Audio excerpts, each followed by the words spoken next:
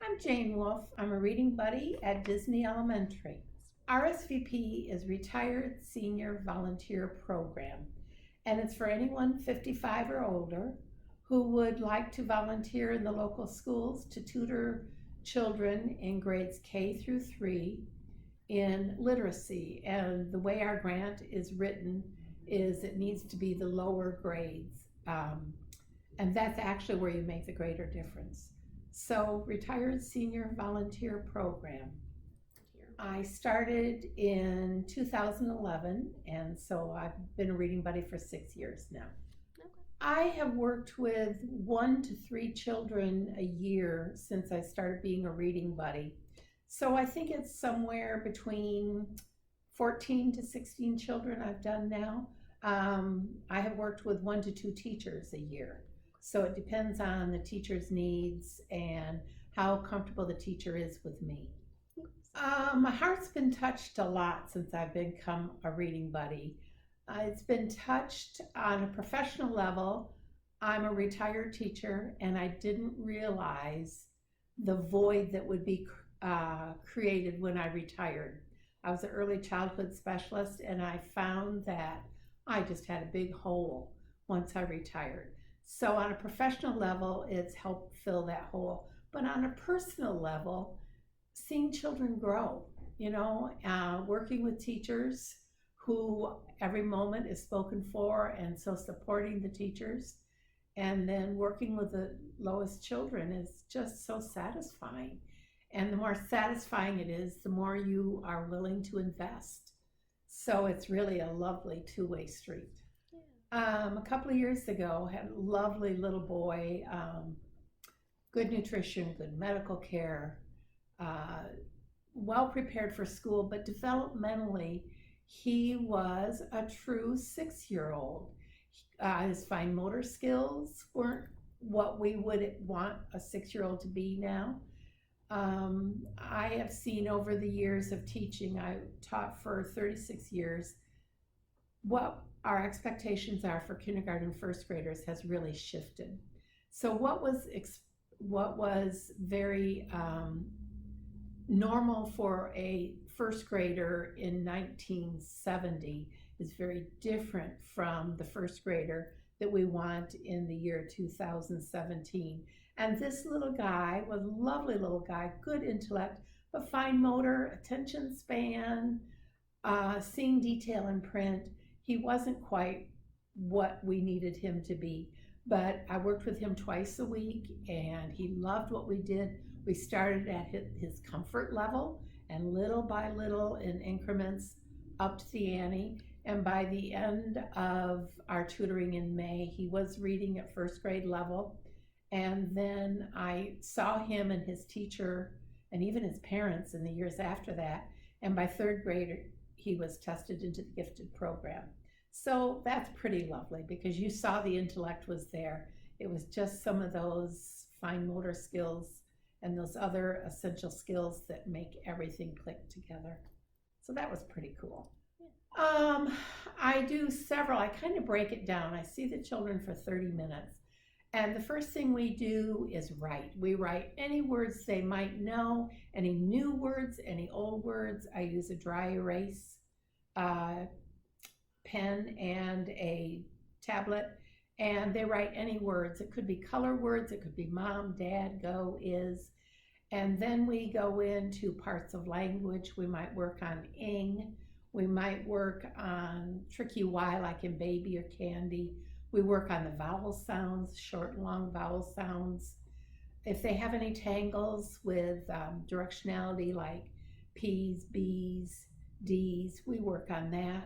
And then we read 2 old books that are familiar to them, and we read 2 new books that are just a little bit harder than the familiar books.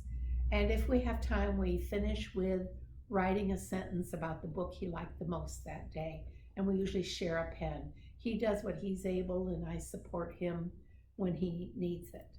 And 30 minutes goes really fast, and the kids really like it. So that's one thing that's really enjoyable for me. They come eagerly, and they leave pretty pleased with themselves. Yeah.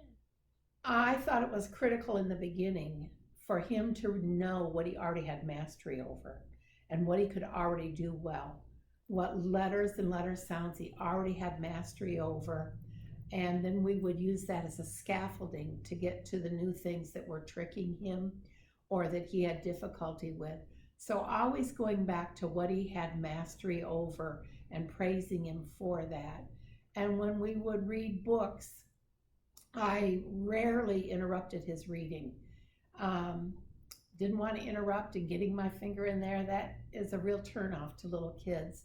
So I waited till he had finished a page or the story altogether, and I'll say, what did you do well in that story? And he could always articulate something he did, and I said, what tricked you?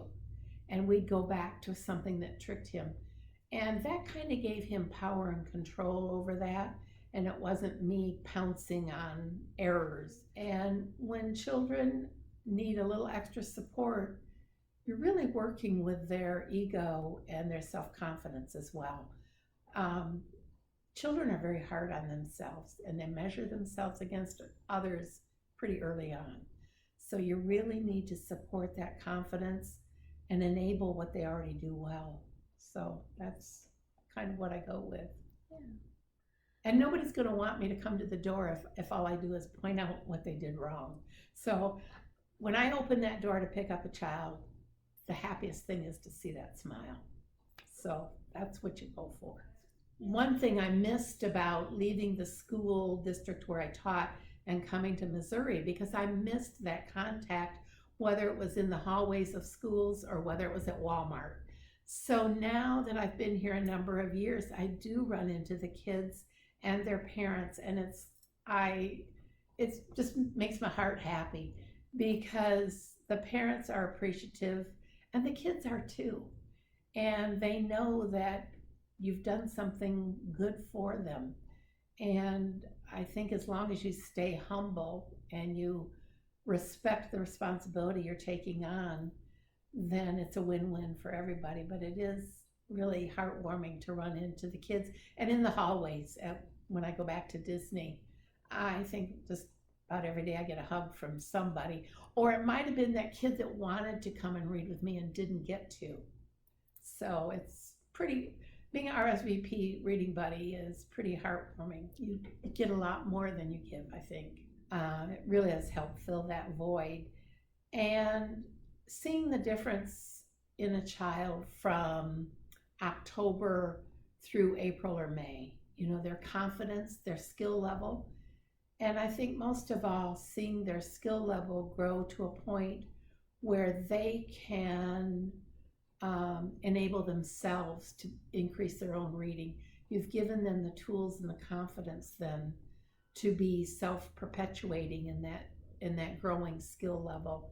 And for a first grader, I prefer to work with first graders. The skills are quite new, and if they don't use them, they can lose them. And so seeing that blossom, that process opening and becoming secure is quite a lovely thing. So it's a pretty nice, I just can't say enough about volunteering in a literacy area. It's just wonderful gratification, really is. If someone were pondering becoming a volunteer, I would really encourage them to do it. And I would encourage them to do it from the point of view of they're really touching the future. If you want to make a difference, help young children, because you're really planting the seeds for tomorrow. And sometimes you don't always get to see what those seeds have grown into. But further down the line, everybody has a story about elementary school. And if you have the opportunity to make a positive interaction with a child who is stumbling in some way, what a gift you are being given to make a difference in tomorrow, make a difference in how a child perceives themselves and their skills. I just think it's a wonderful gift.